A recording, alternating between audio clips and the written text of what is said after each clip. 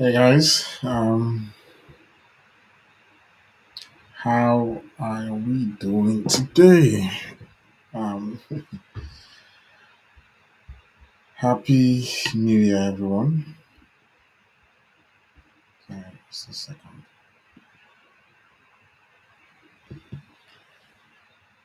Hello, everyone. Happy New Year. You know, we are officially in 2025. The March, and a lot of people were looking and anticipating the new year. We have finally gotten into the year. Um, and in a couple of days, for most people that probably haven't resumed work, that 2 days by Monday, everybody will be fully back at work. So that is something that is exciting. I'm definitely looking forward to um, officially resuming the year from a work perspective. Even though technically, I would say I have been working through the holidays, but yes, it will be. I'm definitely looking forward to Monday. Reconnecting with the entire team properly, and then going to work. Yeah, 2025 for me is really, really exciting. Um, Interestingly, usually I would have by now already written and published like my year in review. Um, I didn't do much during the holidays, weirdly enough. Again, even though I said I was been working, part of it also has just been getting and spending a lot of time just resting. Um, and I guess learning not to do a lot or trying not to do that much, um, and becoming comfortable with the idea of doing nothing. Um, and I think that actually is a great segue into maybe what I wanted to chat a little bit about today. A friend of mine sent me a really interesting article yesterday about the co-founder of Loom. Um, and maybe again, I figured out how to eventually share that, but I thought it was really, really interesting. And he was talking about his experience um, after he has sold the business, sold the company, and losing his identity. And again, it kind of resonated a lot with what we were talking about last week around how our identity as adults, most times, or even as individuals, is tied to the work that we do. Um, and how sometimes even the success that we chase when you eventually accomplish it in this case um, has gone on to raise the business, raised money, got acquired, and now there's he has more money than he needs in that sense, and essentially lost our sense of meaning or motivation for work, literally. Um, and the interesting thing about trying to become comfortable with boredom, you know, or becoming comfortable with doing nothing, which is something that I guess we are not used to doing. Um, our lives uh, as adults always has all of the intensity and chaos that comes with it. That we get to that part if you're able to get to the point where you crack that rat race and that no longer becomes the default for you, it becomes really, really, really difficult to find meaning. Now you're extremely wealthy, you have enough money, not to do any work. Again, a lot of people ask that question or in passing, and we all maybe kind of talk about it lightly and laugh around it. But I realized that not a lot of people have really paused to think about it to say if money wasn't really the problem, if you had enough money, would you be doing what you're doing at the moment? Would you be doing that job? Would you be still be building that business if you had enough money that it didn't really matter anymore? Would you be And his story about how he had gone on to try to quickly build another business, and that didn't really work. Got involved in possibly changing the government, and then found out that he was a little bit excited, and that didn't really work. And now, and how that affected his relationship, um, and him trying to then figure out and find meaning, especially when he has become this successful, was very, very interesting for me. And I sent it to a couple of friends, and one of them said, "And that's actually a good or an interesting problem to have." But again, for me, it's really, really telling that a lot of the time, the goals or the ambition or the aspirations we are chasing, we never really pause to ask ourselves, what happens next when I eventually achieve it? Like, what does that eventually mean? There's a very interesting story I heard a few years ago of a businessman that went on a retreat in a small village, and he found this interesting fisherman that every day he will go out to sea and he will catch just two fishes, enough fish to eat for the day, and he will come back. And the businessman was always puzzled and was like, why is this guy not aspiring for more? You know, like he could be doing so much more. Why isn't he staying out longer, capturing more fish in the sea? You know, and eventually one day he couldn't take it anymore. He went and had a chat with the fisherman and was like, hey, do you know that you could be doing so much more? Why is it that you're only going out, getting two fishes and that's it? You could actually go out, catch a lot of fishes. You could, and the man was like, okay, and what will happen next? I was like, okay, when you catch more fish, you can expand and then have a lot more boats. And the guy said, okay, and what next? I said, with more boats, you can hire more people, and the man kept talking about how he could keep growing this into something bigger and bigger and bigger and bigger and bigger. And the man said, and he kept asking him, and he said, and eventually you can retire and rest and enjoy it all. And the man said, but well, that's what I already do at the moment, you know. Um, I thought that was a very, very interesting story again about sometimes all of that acquiring to go chase some of the things that if you really, really look and reflect a lot more deeply, you probably already have, you know. But again, for me, I think one of the biggest telling, especially when I read that story, and I saw a lot of people on Twitter were connecting with the story, was the fact that a lot of our identity is tied to the work that we do, and a lot of our meaning as individuals is tied to the work that we do. And if for whatever reason we stopped doing that work or that business because it became really successful and it got acquired, or we lost that job or whatever, that most people would lose a sense of meaning and a sense of identity. And that for me is a very, very interesting thing when I think about it a lot more deeply. Um, and for me, again, now going into the year, especially as everybody is about to kick off in full force in the next 3 days, as work commences, is defining what truly matters as an individual,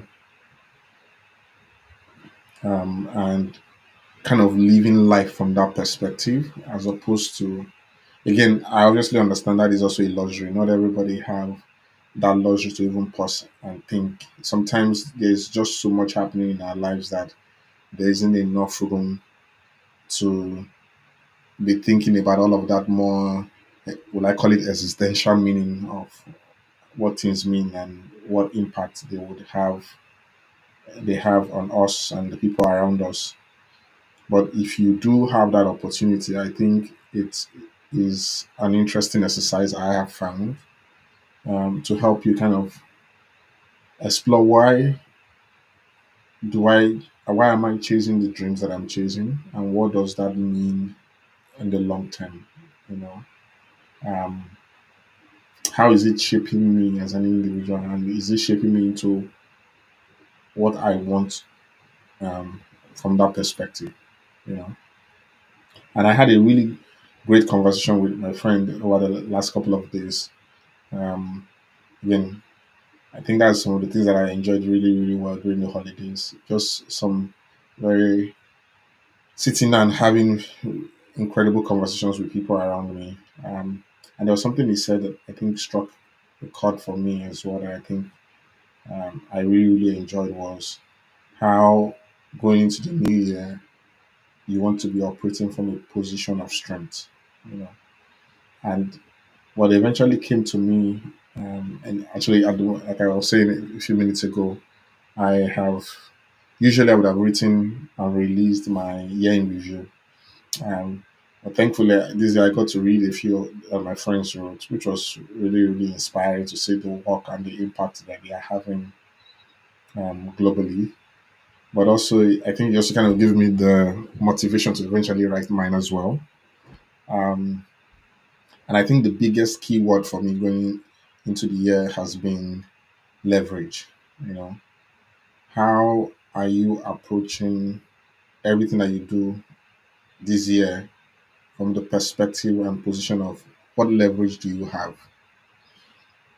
I also believe that a lot of people do not think or recognize the leverage that they have. And I think one key thing I've told myself this year is I want to be able to pause a lot more and recognize the leverage that I have and maximize that leverage. Because again, I feel like it's two things. It's one thing to recognize the leverage you have, but it's another thing to be able to maximize the leverage that you have. Um, and a lot of the time, again, if you're a Christian, in the Bible, will always you hear parts in Scripture where God or the angel will ask, "What do you have in your hands?" And most times, I realize that a lot of the things that we have, again, it could be a skill, it could be, um, I don't know, it could be actually a resource that we have. Most times, we undervalue or underlook them because we feel like, oh, it's not enough. But every single time, again, in the Bible, what we've seen is God always taking that item that is seemingly not enough and creating something really, really huge, something really beautiful out of it. And I've seen that multiple times in my life, where I was like, oh, you know what, this is how I'm going to accomplish this goal, or I have this resource. It seems like it is not enough. And I've ended up doing stuff that I'm like, okay, this is interesting. And I think for me is that um, place of where you eventually come to start realizing that, again, part of it is not necessarily all about your strength. Again, which is why I talk about leverage, right? Because if you think about a lever or applying leverage, it is not so much about sheer force. It's about being strategic about even when you're applying force, where you apply that force and what that the impact that force has um, at the end of the day, right? If you think about like some of wars that have been fought over time, yes, obviously there are cases where sheer force wins, but you also seen cases where a smaller force that was very strategic and applied that force in at a very strategic position made all of the difference, you know. So yes, as I think about 2025, and as I even go about 2025 for me is recognizing how much leverage that we all have, um, even though it might seem not big enough, it might not look beautiful enough to you, but recognizing all that you have and figuring out how do you leverage what you already have, because that will be one of the key things that makes all of the difference this year, you know. And figuring out the strengths that you have, the strengths you already have. A lot of people think about and are trying to optimize their weakness, but I've seen that some of the people that do really, really well understand what their core strengths are and they leverage those strengths. They play as much as they can to those strengths. So, what are your strengths? Going into the new year, what strengths, what are the things that you are really good at? What are the things you are really strong at? Instead of you trying to go optimize the things that you're not strong at, which again you then become very mid in eventually, or you could become strong, but again it will take time. what I have seen is figuring out what are the things that you are extremely good at, and then doubling down around those areas and amplifying that so much that your weakness or the areas that you are weak at doesn't become it becomes inconsequential, right? And even for people that run businesses, what most people have realized is that that's the smartest way to actually go about it, right? You own the piece of the business, or you own the position in the business that you are extremely great at, and then you hire extremely great people at the places where you are not the strongest person for, you know. So again, the way I think about a lot of things is not necessarily now to start saying, oh, I'm not so great here, let me go start fixing those areas. No, what I think about is what are the areas that I'm extremely great at, what are the things that I know how to do really well, and then how do I leverage those parts as much as possible. And the areas that I'm not the greatest in, except again, if I have a genuine interest to and believe that I want to grow those areas. But again, from an optimal standpoint, would be figuring out how can you hire, how can you bring in additional people, or build people around you that then help you cover those stopgap areas. So I am excited about 2025. I don't know about you. I don't know what the plans you have for the new year is. Would love to hear how you are feeling, how you are thinking about the new year, or how you are approaching the new year, and what you are most excited about the new year. But I am definitely excited about 2025. I'm excited for all of the learnings, the journey, the conversations that and the insight that will come out of it.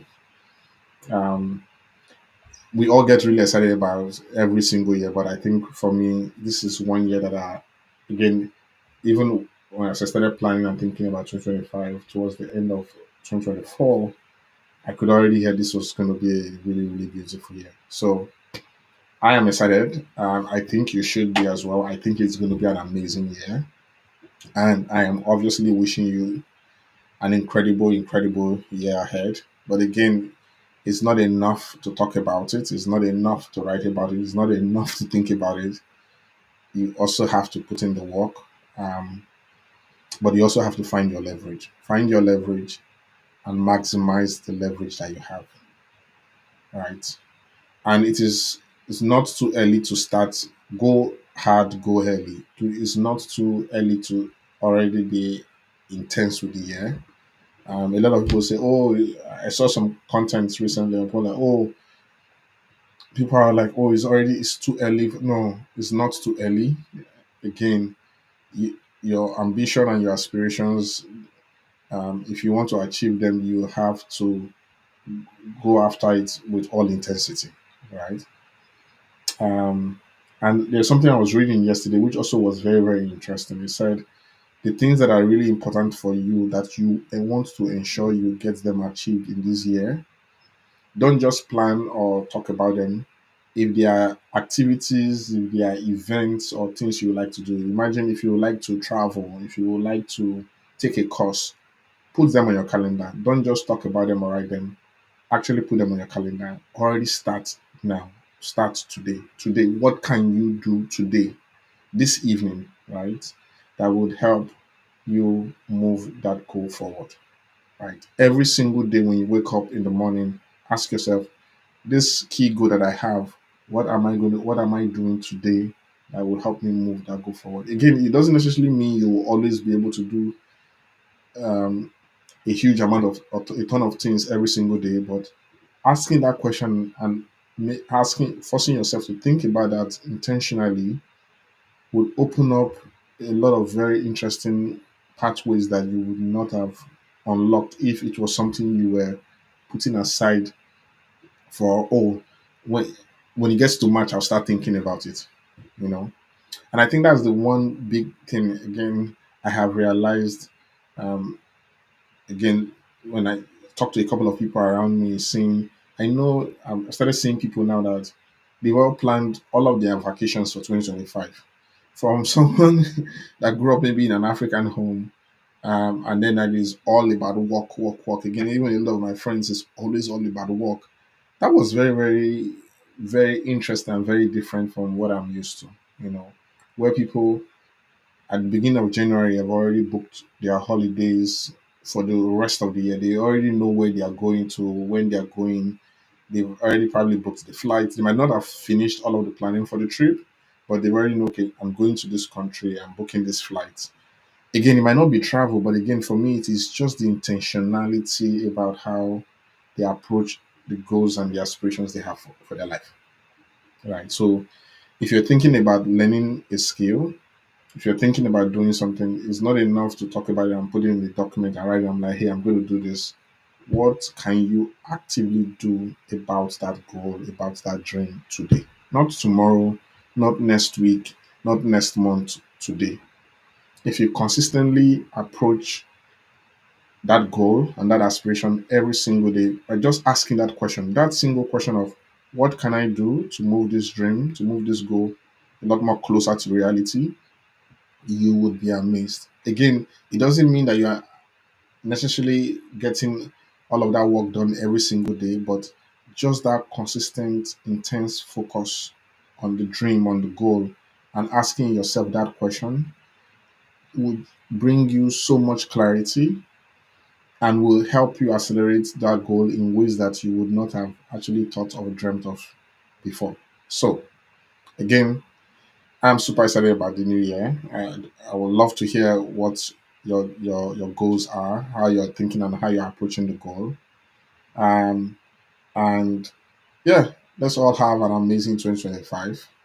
In the next couple of weeks, again, as all of us go into the intensity of the work, I'll be talking a lot more about some of the key projects and initiatives that I am starting and I'm launching, and all of the amazing stuff that um, I'm doing or we are doing at Radar. But also a lot more about like some of the personal projects that I'll be working on this year. I'm super excited. I actually will be publishing my 2024 year in review, hopefully in a few minutes or hopefully by tomorrow. And yeah, that should also give you a bit of like a window into a couple of the things that I'm thinking about for 2025. So I wish you all of the an incredible 2025, and hopefully we get to chat again the coming weekend. I try to do this every Saturday consistently, and so far I've been at it consistently. I've tried. I want to ensure that I do this consistently throughout the year and see how much that shapes along. Um, Please leave me a comment, send me a message, let me know if any of this was useful for you. Let me know what you would like us to talk about in the coming weeks. Um, Let me know what you're thinking. I'd love to hear your thoughts and your feedback as well. Okay. I wish you all of the best and looking forward to hearing all of the incredible accomplishments you would have at the end of 2025. Cheers.